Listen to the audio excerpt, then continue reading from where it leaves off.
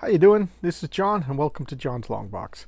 Today, I'm taking a look at Camelot 3000. This comic was a big freaking deal when it came out, and it's all but forgotten today. Nobody ever talks about it. But its impact was, I thought it was phenomenal. The comic was all right. It was good. But let's talk about it. First off, it was DC. I think it was Marvel and DC's. It was the very first direct market comic, meaning it only came out in comic book stores. So this was like the beginning of that experiment. It was also the first comic to be printed on Baxter paper, which is this high quality, more expensive paper. So the price was $1, but I think comics were like 60 cents, 75 cents at the time. So it was more expensive. It was also the first miniseries. They called it a maxi series because it was 12 issues. So it was the first direct market, first Baxter print, and first limited series. I may be wrong on one of those details, but I'm pretty sure it was the first direct market and it was the first Baxter paper. But maybe there was other Marvel and DC miniseries, but I don't think so. So I don't know. Feel free to correct me if I'm wrong. So what is Camelot 3000? First off, it's written by Mike W. Barr, who is another forgotten person. When I got into DC, Mike Barr was my Batman writer. He wrote Detective Comics for a long time, and then he followed up Frank Miller's wonderful Batman Year One with Batman Year Two, which I got to admit, Batman Year 2 was like kind of embarrassing after Batman Year 1. Batman Year 1 was really grounded in humanity, grounded in realism, and such a phenomenal hit that, and then I thought Batman Year 2 went right to hokey comic bookness, and it just was like, it just didn't work after that. It would have worked as a regular Batman story, but not as a follow-up to Batman Year 1. But that's besides the point, because Mike W. Barr is excellent. He's excellent. He also started, he created Batman and the Outsiders with one of my favorite Batman artists, Jim Aparo.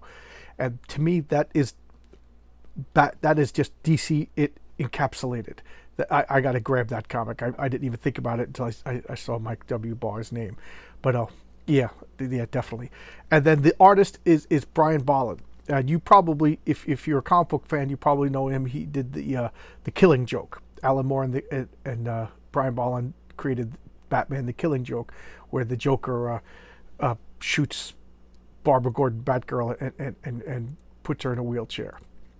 And that caused things to spin in motion that created Birds of Prey and everything like that. So Brian Bolland, I think he's kind of a prickly pear kind of guy, and he was living in England at the time. Mike Barr was living in New York at the time. So. What year is this? This is December 1982. Let's put it all in perspective. So I think he was mailing him full scripts, and then Brian Bolland was writing. So first off, this started in 1975 when Barr took a Arthurian Legends college course, and then he pitched it to DC, who rejected it, and then he pitched it to Marvel, who accepted it and said they were going to serialize it in some sort of like anthology series, but that never happened.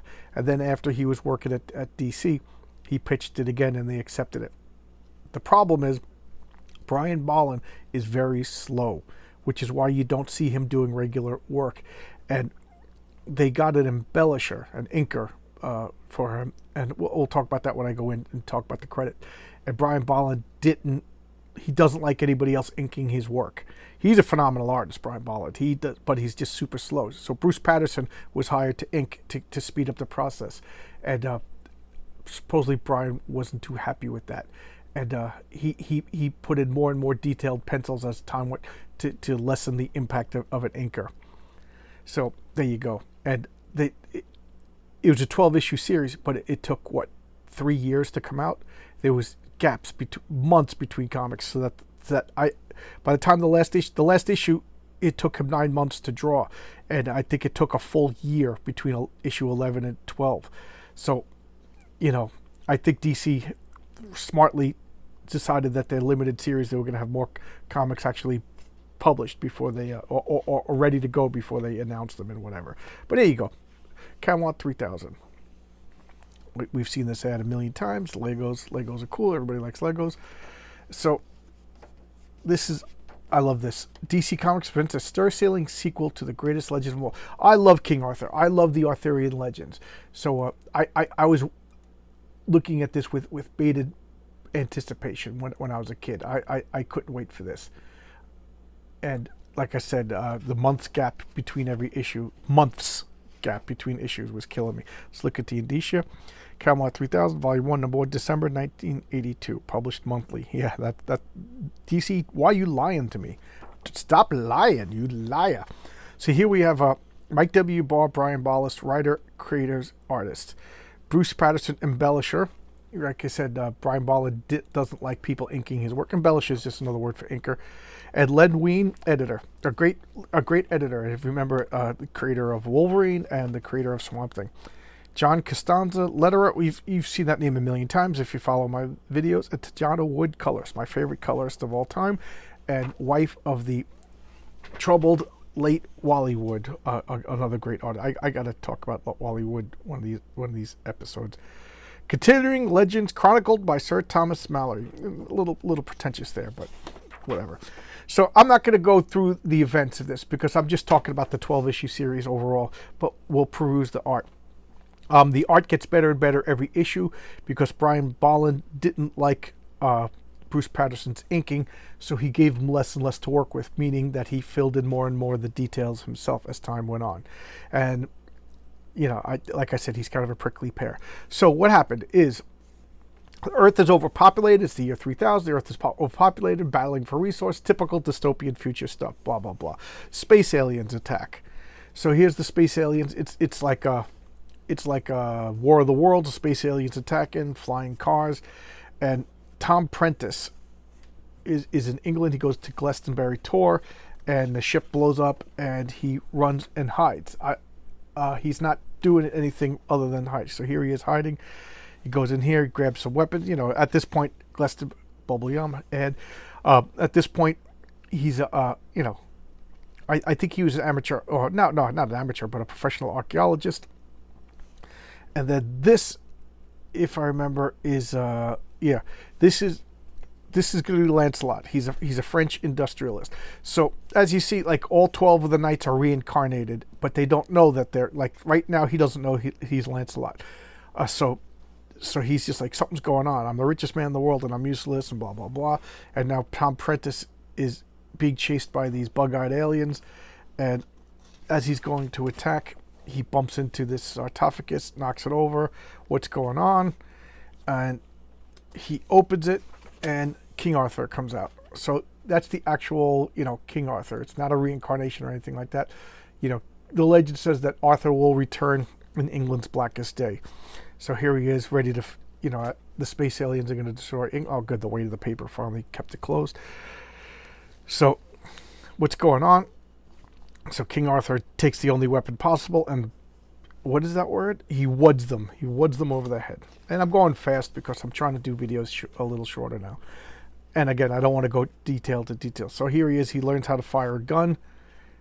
And, he's kind of impressed by the laser blaster that the space aliens had. And he has these headaches. He takes Tom Prentice. He takes the name as an omen, and he makes him his apprentice. And later on, he becomes a full knight. So here he comes out, blasted aliens with guns. King Arthur, oh, Starcade, what is this? Oh, this is a Saturday morning megaphone on CBS. So CBS was Channel 2 when I was a kid, and this was the Saturday morning lineup for Channel 2. New Pandemonium, no recollection. The Bugs Bunny Roadrunner show, I remember. Meatballs and Spaghetti. Yeah, I threatened that I was going to change this from a comic book channel to a Meatballs and Spaghetti channel. I'm still going to do that. I'm just gathering up information about Meatballs and Spaghetti, which was probably the highlight of Western civilization and Gilligan's Planet. So here we have, again, I don't want to go through all of the details, but this is an American. She's a military commander, and she's Sir Tristan. So Sir Tristan was reincarnated as a woman, and I'll talk about that at the end. so King Arthur's people don't believe him. What's going on? So he's like, oh, you want people to believe me? We got to get the full power. We got to go to Stonehenge. So Stonehenge, where the demons dwell, where the banshees live, and they do live well. And then we have lifesavers, the Circle of Flavors. This is Hakuna Matata.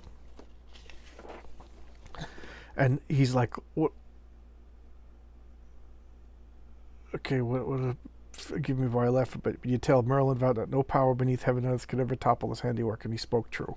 So he's saying, Merlin said that nothing would ever stop Stonehenge, would never topple it off, and he calls forth Merlin, and that's Morgan Le Fay. She's all old, like an ancient, and I'll talk more about her at the end.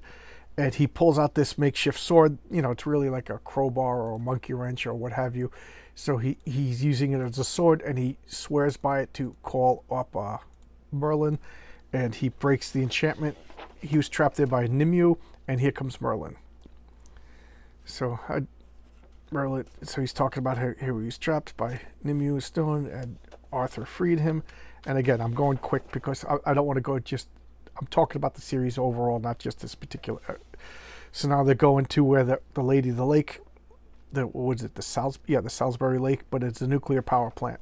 So they're going into the nuclear power plant, and they go into the cooling waters, and Vivian, the Lady of the Lake, gives him Excalibur, and it was fashioned out of the nuclear control rods. So, and then she tosses it to him, and he has Excalibur again, and the sword immediately disappears, but in the UN, the Sword in the Stone is there. So all the tropes. And Mordred is reincarnated as the leader of the Security Council, the secretary. Is that what it's called? The secretary of the UN. And here's some written by Mike Barr talking about the creation of the comic itself. And again, that was quick because I'm just giving you an overall of the series. But look at so.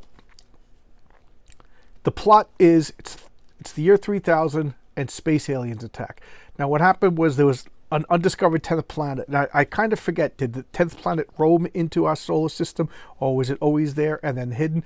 But that's where Morgan Le Fay fled, and she stayed there, gathered her power, gathered her resources, and through whatever means she got this alien race to come and attack the Earth. And since Morgana Le Fay's magic is being used, so it's science fiction and fantasy being used, it awakens the spirit of Arthur, and Arthur summons all 12 of his knights again. He gets Guinevere, he gets Lancelot, who's a Frenchman.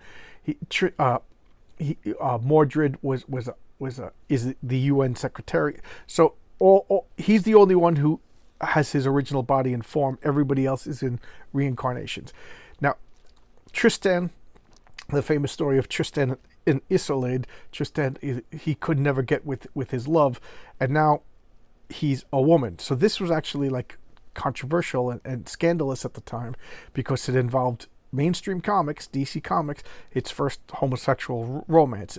Tristan being a woman and Isolde being a woman. And at first they were like, couldn't get past it, but then their love overcame each other, and somewhere around issue 10 or 11 they actually declared their love for each other, and they're whatever, both of them being female didn't matter. So here it is, one of the first like lesbian love scenes. It's not tawdry, it's not dirty or anything like that, it's just openly whatever. And this was 1982, so I just have to laugh at all of these representation people. They obviously never read comics. How do you say that comics, how do you say you never read comics without actually saying you never read comics when you say that I've never been represented in comics? Because you started reading comics in 2016 and you have no clue what's going on. Rant over. But doom. Okay, rant over. So back to Camelot 3000.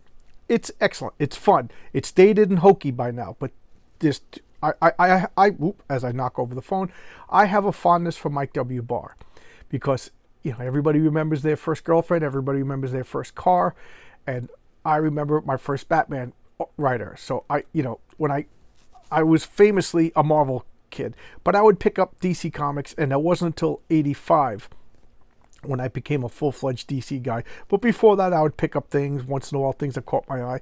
And one of the things that caught my eye was, I forget, it was a cover to Detective Comics. So and I would fill in gaps, and I noticed the name Mike W. Barr. So he's one of my first Batman authors. So of course I have a fondness for him. And then I just love the Batman and the Outsiders. And they're dated. They're hokey by today's standards, but they're good. They're just good, solid comics. This, I could understand if you get this and you don't like it.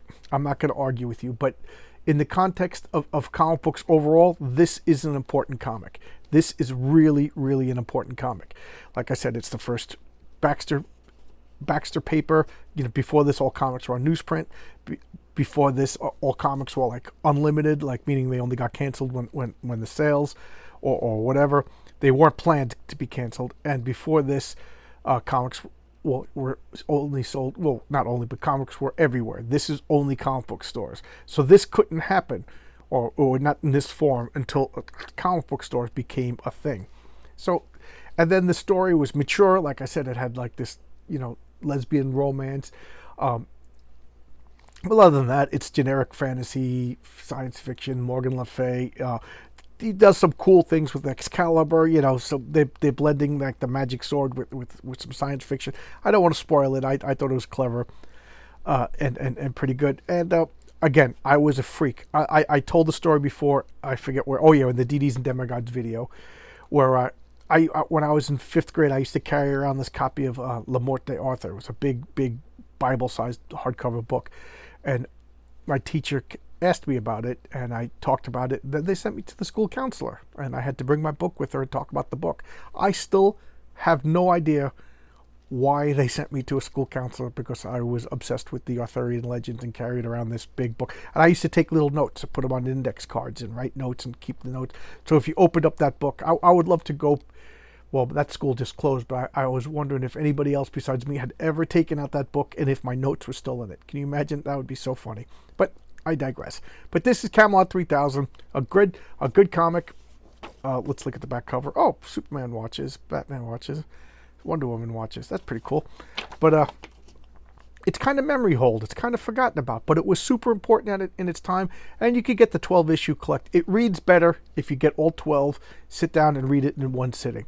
When you're a stupid kid like me waiting for it, and then there's 5 months go by between issues, and then 6 months go by between issues, and then a full year goes by between the issue 11 and issue 12. Yeah, you know, it made it disjointed and hokey, and you forgot the details. But of course, I've reread it since then. But you know, I had no choice but to read it like that when I got it when it first came out. So there you go, Camelot 3000. Maybe I'm more. Maybe okay. I'll be totally fair. Maybe I'm more forgiving because of this nostalgia. You know, I remember the comic book store. I remember my friends discussing it. I remember talking about it. I remember hanging out at my friend's house. You know, we were sleeping over and eagerly discussing the details of the comic. So yeah, factor into all that. But there's one thing you cannot deny: fabulous artwork. Brian Bolland is phenomenal. So there you go, Camelot 3000. And thank you for taking the time to watch my videos. I really appreciate it. Thanks a lot, everybody. Bye-bye.